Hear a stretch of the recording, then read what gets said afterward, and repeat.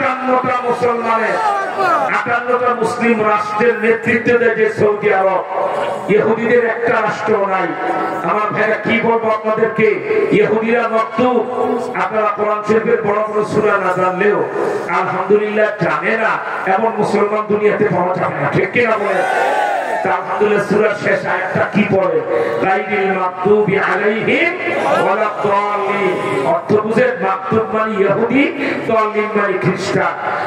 মাগদুবের বাংলা অর্থ হলো লানতপ্রাপ্ত, অভিশপ্ত, আল্লাহর গজবপ্রাপ্ত। ইহুদির বাচ্চারা এতই গজবপ্রাপ্ত, নুন দিয়ে ভাত খান না, লেখাপড়া করেন না, গবেষণা করেন না, চিন্তাও করেন না, এই জন্য বুঝছেন না আল্লাহু আকবার। আল্লাহ কাকে বলে, আসমানের মালিক কাকে বলে দেখেন। বর্তমান পৃথিবীর সকল ক্ষমতা ইহুদিদের হাতে, সকল টাকা ইহুদিদের হাতে। প্রমাণ নেন সারা পৃথিবীতে কোন দেশের কে ক্ষমতায় যাবে আর কাকে সরাতে হবে, এটার কলকাঠি নামা আমেরিকা, ঠিক কিনা? আর আমেরিকায় ক্ষমতায় কে কে কে বসবে, এটার কলকাঠি নামা ইহুদিরা। তাহলে এই সাগরের খুঁটা জোর দেখে কোথা, ঠিক কিনা বলে?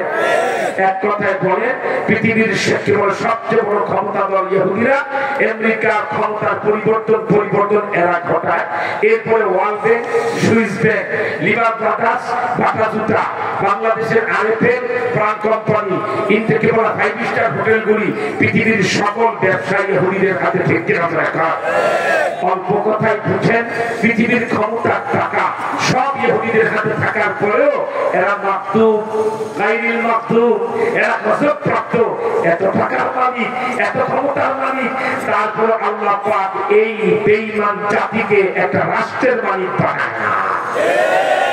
ইহুদিদের কিন্তু কোন রাষ্ট্র নাই, ওরা যাযাবর, ওরা আল্লাহর গজবপ্রাপ্ত। বলতে পারেন হুজুর ইসরায়েল একটা রাষ্ট্র তাদের আছে, তুমি মূর্খ থেকে এই কথা বলছো। ইসরায়েল ইহুদিদের রাষ্ট্র না। ইসরায়েলের পুরা ভূমিটা আমার আরব ভূমি দখল করে 1947-এর পরে, বিশ্বযুদ্ধের পরে ইহুদির বাচ্চারা জোর করে মুসলমানদের ভূমি দখল করে ইসরায়েল বানিয়েছে, ঠিক কিনা?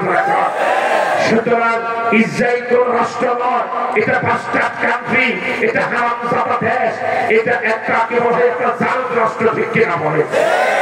আমার ভাইরা, অথচ আমাদের 58টা মুসলিম রাষ্ট্র, আমরা সংখ্যায় 200 কোটি, এরা সংখ্যায় 1,40,00,000। তারপর আমরা মার খাই কেন? আমাদের মুসলমানদের দেশের শাসক আর রাজা বাদশার কারণ সবগুলি বেঈমান, বদমাশ, বাপ্পা। সবচেয়ে বড় নেতৃত্ব যে দেশ, সৌদি আরবের বাদশাহ ছেলে মোহাম্মদ বিন সালমান। এই শয়তানটা একটা ডিজিটাল ফেরাও, এটা জামানার ইয়াসিন, এটা জামানার ফেরাও।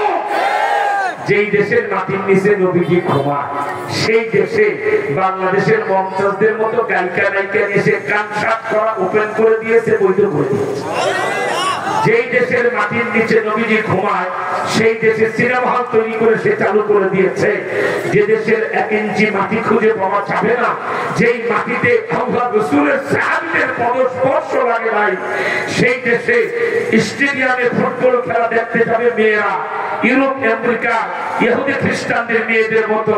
আজ সৌদি আরবের মুসলমানের মেয়েরা অর্থলঙ্গ হইয়া গোল করে চিৎকার করবে। এই স্টেডিয়ামে গ্যালারিতে যাওয়ার অনুমতি এই ফেরাউন মুহাম্মদ বিন সালমান দিয়েছে, ঠিক কিনা বলে? সুতরাং এদের দিকে তাকানো যাবে না। ওমারারা যখন ফাসেক হয়, রাষ্ট্রযন্ত্র যারা হ্যান্ডেলিং করে, এরা যখন বেঈমান হয়, ইমাম হুসাইন শিক্ষা দিয়েছেন, তখন আলেমদের সম্রাট ইমাম হুসাইন কারবালায় গেলেন, গলা কাটাইলেন, আপোষ করলেন না, ঠিক কিনা? যখন মুসলমান দেশের রাষ্ট্রনায়করা ওমর আব্দুল খাত্তাব থাকে, ইমানদার থাকে, তখন আলেমদের কোন ভূমিকা পালন করতে হয় না। রাষ্ট্রপ্রধান ইসলাম রক্ষায় যথেষ্ট, ঠিক কিনা বলে?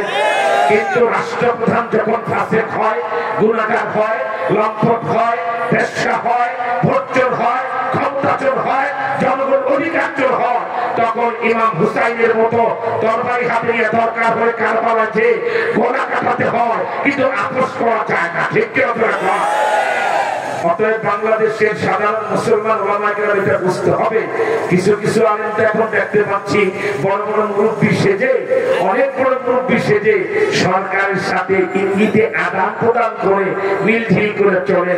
মুসলিম আলেমদের নাম মুখে নিয়ে দোয়া করতে সাহস হয় না, কারণ নামুল হক নাম নিলে তো গণেশ উল্টায় যাবে, ঠিক কিনা?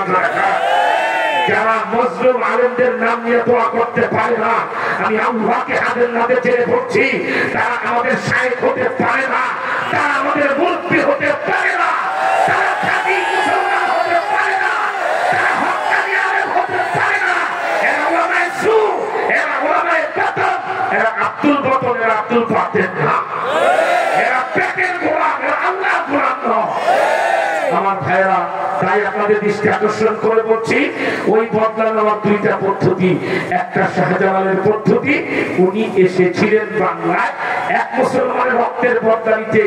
আমরা রাস্তা খুলে গেলে যাবো ফিলিস্তিনে 29,000 মুসলমানের রক্তের বদলা নিতে, ঠিক কিনা? এটা একটা পদ্ধতি, এই রক্ত লাশের বদলা নেওয়া। দুই নম্বর পদ্ধতিটা হলো, এটা আমাদের স্বদেশী পদ্ধতি, 71-এর পদ্ধতি।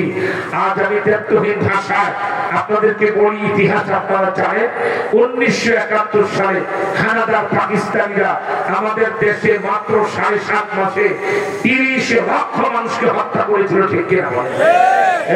কোথায়?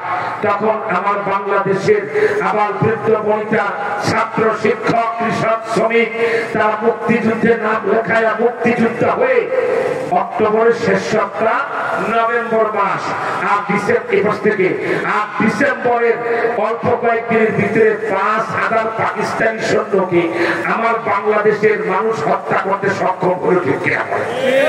যখন পাকিস্তানরা দেখলো তাদের ব্রিগেডিয়ার, তাদের মেজর, তাদের জেনারেল, তাদের ব্রিগেডিয়ার জেনারেল বাংলাদেশের মুক্তিযোদ্ধাদের হাতে জীবন দিতে শুরু করেছে, পাকিস্তানিরা দেখলো বাঙালি এখন শুধু জান দেয় না, জান নেয়, ঠিক কিনা? বাঙালি এখন শুধু রক্ত দেয় না, রক্ত দেয়। 5,000 পাকিস্তানি লাশ পড়া মাত্রই 1971 সালের 16 ডিসেম্বর আমার বাংলার রাজসমুদ্রের সামনে মাথা নিচু করে ইয়াহিয়া খান, টিক্কা খান, ভুট্টো খানের চেলা চামুন্ডা পাকিস্তান সেনাবাহিনী আত্মসমর্পণ করে আমার বাংলাদেশে গণহত্যা বন্ধ করতে বাধ্য হয়েছে। এটা হলো 71-এর পদ্ধতি। লাশের বদলে লাশ আর রক্তের বদলে রক্ত না নিলে কেউ আপোষে যুদ্ধবন্দী বন্ধ করে না, ঠিক কিনা? এই যে বলছিলাম, ফাসেক ইয়াজিদ মার্কা লোকগুলি মুসলমানদের দেশে দেশে ক্ষমতায় থাকার কারণে একদিকে মুসলমানকে হত্যা করে আরব সাগরের পানিতে লাল বানিয়ে ফেলেছে, আর 3.5 মাসে 4 বার ওআইসির মিটিং হয়েছে। মুসলমানদের 58 রাষ্ট্রের যে সংস্থা, এই মিটিং এর সভাপতিত্ব করে সৌদি আরবের বাদশাহ ছেলে মোহাম্মদ বিন সালমান নেতৃত্ব করে।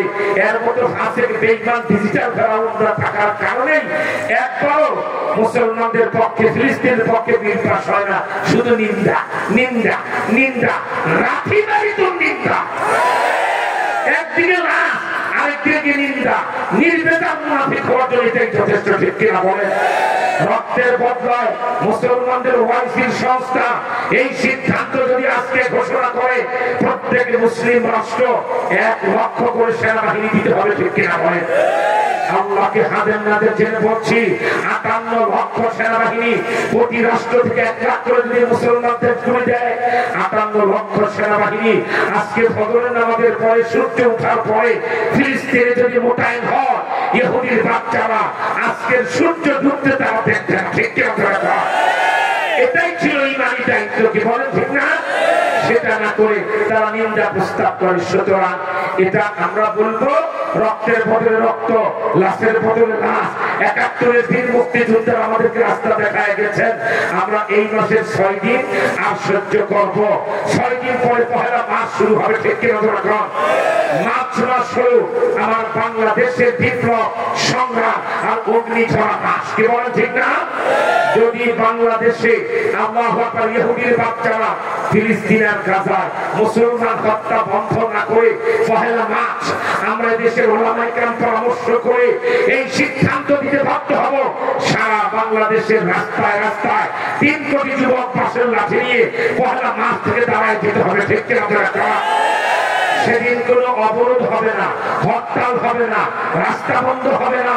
আমার বাংলাদেশের গাড়ি ঘোড়া চলবে, আমার বাস চলবে, আমার ট্রাক চলবে, আমার কলকারখানা খোলা থাকবে, আমার ক্ষেত খামার খোলা থাকবে, গার্মেন্টস খোলা থাকবে। এক কথায় বাংলাদেশের মানুষ প্রত্যেকের দায়িত্ব যথাযথভাবে পালন করবে। কোন বাংলাদেশি গাড়ি বাধা দেওয়া হবে না। যখনই গাজীপুরের মানুষ চৌরাস্তায় দাঁড়িয়ে দেখবেন বিদেশি পতাকাবাহী গাড়ি আসছে, সিগন্যাল দিয়ে গাড়ি দাঁড় করাইবেন, ওই গাড়িতে তল্লাশি চালাবেন। ওই গাড়িতে তল্লাশি চালায়া যদি সেই গাড়িতে ইহুদি পাওয়া যায়, খ্রিস্টান পাওয়া যায়, সাদা চামড়া লাল কুত্তা ইংরেজ পাওয়া যায়, টাইটা ধরে ইঁদুরের বাচ্চার মতো টেনে বের করে ফেলবেন। এরপর মাথা ফাটায়া ওর কোমর ভেঙে নলি ফাটায়া যদি ইহুদি খ্রিস্টানেরা আমার বাংলায় পড়া শুরু হয়, ইহুদির বাচ্চারা ফিলিস্তিনের মুসলমান হত্যা বন্ধ করে দিতে হবে। এই কর্মসূচি দিলে কারা নামটা দেখে তো হাত তুলে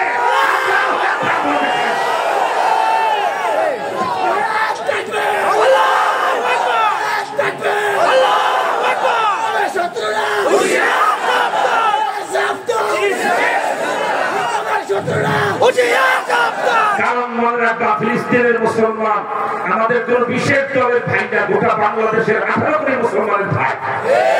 এই যুবক, এই গাজীপুর মনে রাখবা, তোমার আমার দল আলাদা, পীর আলাদা, নেতা আলাদা, তাই বলি কি তোমার আমার কেবলা আলাদা, তোমার আমার কোরআন আলাদা, এই জগৎ তোমার আমার নবী আলাদা। বরঞ্চ আজ ঐক্যের এই আওয়াজ তুলতে হবে। আজ আওয়ামী লীগ বিএনপি হাত মিলাবে, ছাত্রলীগ যুব ছাত্রদল হাত মিলাবে, আজ জামাত চরমোনাই হাত মিলাবে, তবলিগ চরমোনাই হাত মিলাবে। বিশ্ব মুসলিম ভাই ভাই, ইসরায়েলের ইহুদির বাচ্চাদের রক্ষা নাই। এই আওয়াজ তুলতে যারা ব্যর্থ হবে তারা মুনাফিক হয়ে মরবে। তুচ্ছ দলের কারণে, তুচ্ছ রাজনীতির কারণে যারা মুসলমানের পক্ষে দাঁড়াইতে পারবে না, আল্লাহর কসম তারা মুনাফিক হয়ে মরবে। মাম্মাতা ওয়ালাম ইয়াকসু ওয়ালাম ইউহাদ্দিস বিহি নাফসুহু মাতা আলা শু'বাতিন মিন নিফাক। মুসলিম শরীফ হাদিস করো, এরা ইমানদার হয়ে মরতে পারবে না, এরা মুনাফিক হয়ে মরবে। আমরা আমাদের দল বুঝি না, পীর বুঝি না, রাজনীতি বুঝি না, আমরা বুঝি ফিলিস্তিনের মুসলমানরা আমাদের ভাই। ঠিক আছে, আমি জানি না ইমানদার হলে খেতে গেলে তোমার তরকারিতে ফিলিস্তিনের মুসলমানের রক্ত দেখতে পাই, তোমার বাচ্চারা যখন আব্বু বলে ডাকবে তখন বুঝতে ফিলিস্তিনের মুসলমানের ভাইয়ের বাচ্চাটা বাবার কোলে মায়ের কোলে তোমার আঘাতে ছিন্ন ভিন্ন হয়ে যাচ্ছে। তুমি তো ওই রকম ইমানদার হও নাই, তাই তোমার কানে ফিলিস্তিনের শিশুর কান্না আসে না, ফিলিস্তিনের মায়ের ইজ্জত থাকা চিৎকার তোমার কানে লাগে না, কারণ তুমি যে গুনাহগার মুনাফিক হয়ে গেছো। ইমানদার হলে শাহজালাল যদি 4000 মাইল দূর থেকে বাংলার একটা ছোট্ট কচি বাচ্চা তাকে জবাই করছে হিন্দু গোবিন্দ রাজা, এই বাচ্চাটা চিৎকার 4000 মাইল দূরে শাহজালালের কানে দিয়ে পড়ছে। তুমি সে জাতের মুসলমান হও নাই, তাই তোমার কানে পৌঁছে না। তওবা করে ফেলো, মাথায় টুপি রাখো, কানে দাড়ি রাখো, ওযুর আগে মিসওয়াক করো, খাওয়ার আগে দস্তরখান বিছাও, মিথ্যা কথা ছাড়ো, হারাম খাওয়া ছাড়ো, স্ত্রী কন্যাকে পর্দা করো, রাতের তাহাজ্জুদের সেজদা লম্বা লাগাও, এরপর দেখবা ওই কান্না তোমার কানে শোনা যাবে। আমার ভাইরা, তাই এই দুই পদ্ধতিতে আমরা ইসরায়েলের ইহুদির বাচ্চাদের রক্ত লাশের বদলা দেব ইনশাআল্লাহ। চ্যালেঞ্জ, যদি বাংলাদেশে 100 ইহুদির লাশ রাস্তায় গাড়ি তল্লাশি করে দেশের মুসলমান খাওয়াইতে পারে, খোদার কসম যুদ্ধ বন্ধ হয়ে যাবে, আল্লাহর কসম যুদ্ধ বন্ধ হয়ে যাবে। তখন ইহুদিরা দেখবে না না আক্রমণ বন্ধ করতে হবে, ওদিকে আমাদের সঙ্গে ফেলতেছে, ঠিক কিনা? আর আমরা ওই যে ফাঁসের ফাঁকা রাষ্ট্রনায়কদের হাতে পড়েছি, ওরা লাশ ফেলায় আর আমরা নিন্দা করি। এই রাষ্ট্রনায়কগুলিকে গাজীপুরের এই শ্রোতা মুসলমানরা দিতে তো ওয়াইসির সম্মেলনে যারা বসে, আমার মনে একটারও গালের দাগ রাখতে জুতো দেওয়া যায় প্রায় নিজের দিকে, ঠিক না? কারণ মনে রাখবেন ঐতিহাসিক ইসলামের মহাসত্য কথা, ইসলাম রক্ষার দুইটা স্তম্ভ, ইসলাম রক্ষা 2 জন লোকের ঘাড়ে, একজন ওমারা আরেকজন ওলামা ইসলাম ইতিহাস পর্যালোচনা করেন, যতদিন ওমারা মানে রাষ্ট্রযন্ত্র যারা হ্যান্ডেলিং করে, মন্ত্রী, এমপি, সরকার, আমলা, সচিব, ক্যান্টনমেন্ট, থানা, এরা হলো রাষ্ট্রযন্ত্রের স্তম্ভ, ঠিক কিনা বলেন? এরা যতদিন ইসলাম রক্ষা করবে, ওলামায়ে কেরামদের দায়িত্ব গৌণ, মুখ্য না। তারা তেমন মাথা ঘামাতে হবে না। যেমন হযরত ওমর রাষ্ট্রপ্রধান, কোন দেশে ইসলামের কি করতে হবে, কোথায় সৈন্য পাঠাতে হবে, ইসলামের বিরুদ্ধে কথা বলার জিহ্বাটা কিভাবে ঠান্ডা ছিঁড়তে হবে, এর জন্য ওমরই যথেষ্ট, ঠিক কিনা দেখা।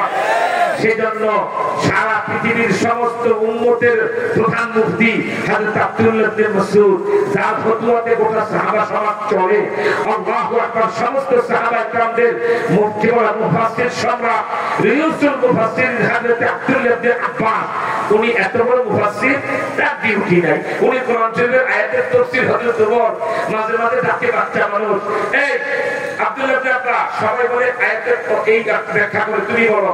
উনি বলার পর হযরত ওমর বলে, আমার মনে হয় আব্দুল্লাহ ইবনে আব্বাসের তাফসীরটা এমন মনে লাগছে। এইভাবে বড় বড় সাহাবায়ে কেরাম চুপ হয়ে যেতে, জিকির জোর করে আল্লাহু আকবার। এত বড় মুফাসসির, তার ভূমিকা লাগে না। এত বড় মুফতি আব্দুল্লাহ ইবনে মাসউদ, তার ভূমিকা লাগে না। হযরত আবু হুরায়রা এত বড় মুহাদ্দিস, সাহাবীদের মধ্যে এত হাদিস কারণ মুখস্থ নাই, ঠিক কিনা বলে? এই মুহাদ্দিসের উপর ভূমিকা লাগে না। কেন কেন কেন কেন? একটাই কারণ, রাষ্ট্রটা যিনি হ্যান্ডেলিং করেন হযরত ওমর আর তার মন্ত্রী পরিষদ, তারা ইসলাম রক্ষায় অত্যন্ত সচেতন। হযরত আবু বকর অত্যন্ত সচেতন।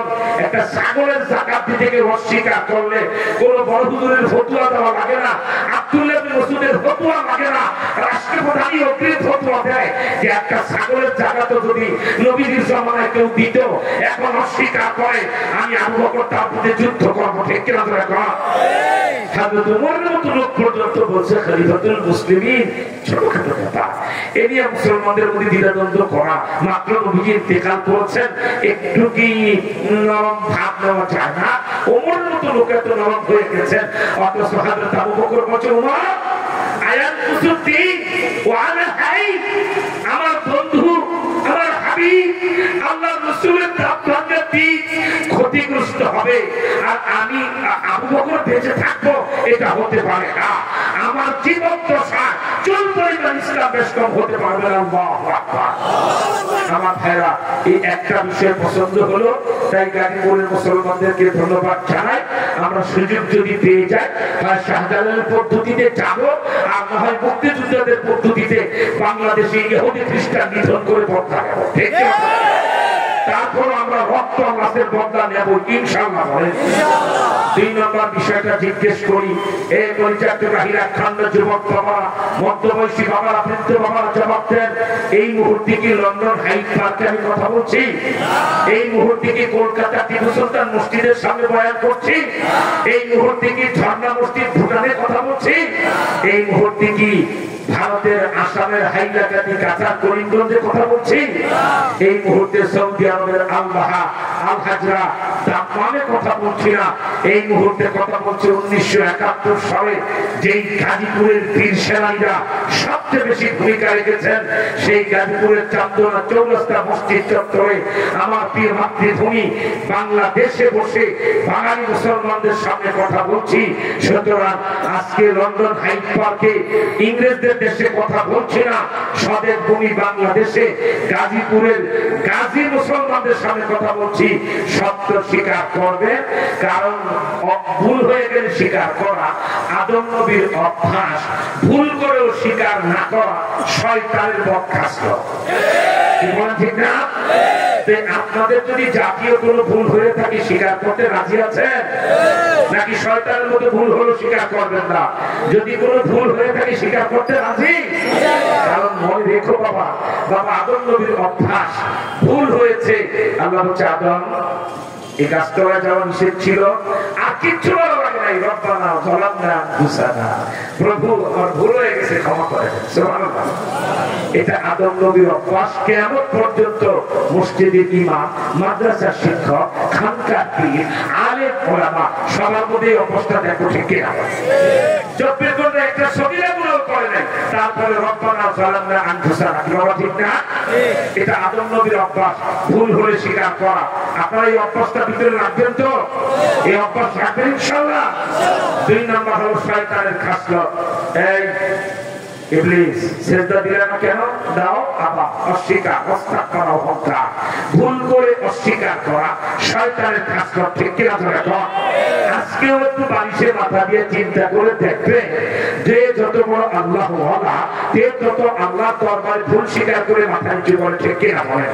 কিয়ামত পর্যন্ত আদম নবীর এই সন্তান থাকবে, ভুল করুক আর না করুক আল্লাহর কাছে মাপ চায়, ক্ষমা চায়, স্বীকার করে।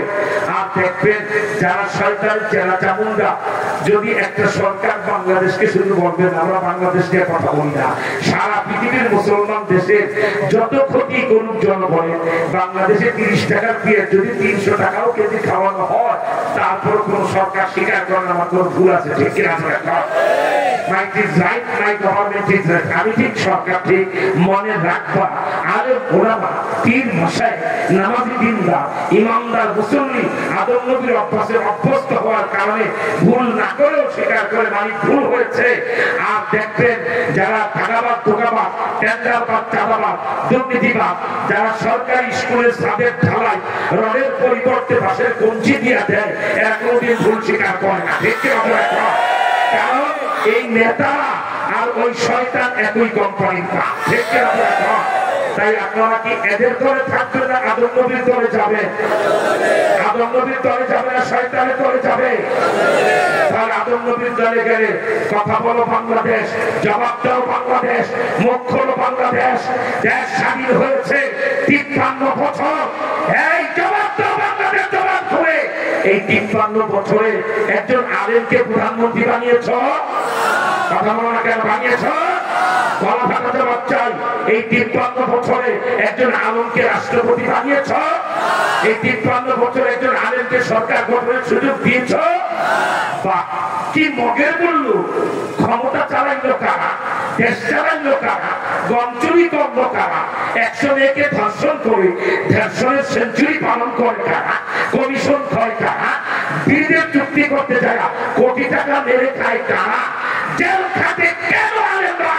জবাব চাই, জবাব দে বাংলাদেশ, জবাব দে, জবাব দে বাংলাদেশ। আমার সামনে একটা হারামজাদা বসতে পারতাম, প্রত্যেকটা মানুষ হারামজাদা হইতা। একজন আলেম যদি তোমার মা বাবার বিয়েটা না পড়াই দিতে, কথা কয় না, কথা কয় না, ঠিক না? মরে গেলে কুত্তার মতো কবর লাঠি দিয়ে পড়াই দেওয়া হবে গর্ত করে। একজন আলেম জানাজা পড়ায় যদি নামাজটা পড়ায় থাকবে, জুমার দিন কাঙ্গালের মতো মসজিদের সামনে দাঁড়িয়ে থাকা ভিক্ষুক, একজন আলেম আজান, আরেকজন আলেম খুতবা দিয়ে যদি নামাজটা না পড়ায় দিতে। বাংলাদেশ, তোমার অস্তিত্বে আনে, তোমার হালাল জায়গায় আনে, তোমার মৃত্যুর জানাজায় আনে, তোমার মসজিদের খুতবায় আনে, তোমাকে মাথায় টুপি শিখায় আনে, তোমাকে গালে ধারি রাখায় আনে, তোমাকে 5 ওয়াক্ত নামাজ পড়ায় আনে। সেই নিরপরাধ ওলামায়ে কেরাম জেল খাটে আর খুনি, সন্ত্রাসী, সম্পদ পাকড়া বুক ফোড়ায় প্রতিদিন অপরাধ করে, ঠিক কিনা? সুতরাং জানতে চাই, এই নিরপরাধ ওলামায়ে কেরামের পক্ষে থাকবেন কারা? থাকলে হাত তুলে আল্লাহু আকবার বলে দেখা। তাই মামুনুল হকের মুক্তি দিতে হবে, ঠিক কিনা?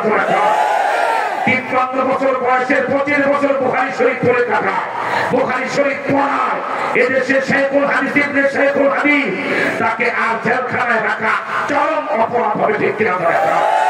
তাই আজকে এই গাজীপুরের কাশিমপুর কারাগারে আওয়াজ যাচ্ছে এখান থেকে, নিরপরাধ এদেশের 30 লক্ষ আলেমদের এক মহা মুকুট, বাংলা হুমা মামুনুল হককে ছেড়ে দাও, ছেড়ে দাও, ছেড়ে দাও, ঠিক কিনা?